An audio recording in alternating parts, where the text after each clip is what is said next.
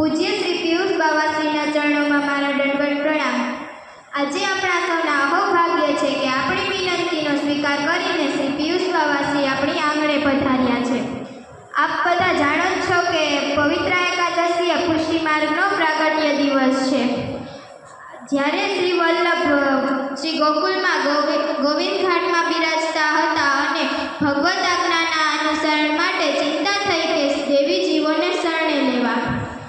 હવે શ્રી વલ્લભને વિચાર આવે છે કે જીવ તો દોષ સહિત છે અને પ્રભુ તો ગુણનિધાન છે, તો બંનેનો સંબંધ કેવી રીતે સંભવે?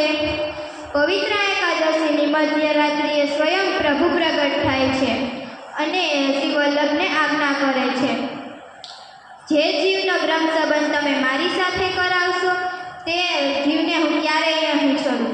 આમ આજ્ઞા કરીને સાક્ષાત પ્રભુ ગદ્ય મંત્ર આપે છે અને જીવને શરણે લેવાનું કહે છે। આ પ્રસંગ દરમિયાન શ્રી વલ્લભ પોતાના હસ્તથી સિદ્ધ કરેલા પવિત્ર પ્રભુના શ્રી કંઠમાં ધરાવે છે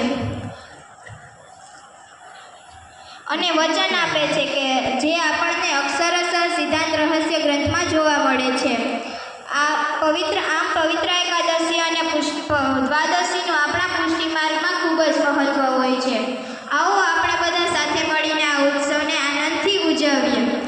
આ સિવાય હજી એક વાત છે જેની આપણે આતુરતાપૂર્વક રાહ જોઈ રહ્યા છીએ, તેવું આપણે શ્રી પુષ્ટિ સંસ્કાર ધામ વડાલ કાથરોટા, જે આપશ્રીનું સ્વપ્ન હતું તે પૂર્ણતાના સાકાર સ્વરૂપને ધારણ કરી રહ્યું છે।